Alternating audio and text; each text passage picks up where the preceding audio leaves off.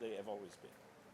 Wonderful islands of a wonderful country. Support the Bahamas, and as Secretary-General of the United Nations, I will be telling it very clear. I deeply feel enormous gratitude for what you are doing, and you can be sure that this generosity that you are showing, this effort that you are making, is worth. Do something, we're going to break protocol and give you a round of applause. There is in the international community the idea that middle-income countries should not be supported. It's a wrong idea, especially that middle-income countries have high levels of vulnerability to external shocks they are not responsible for.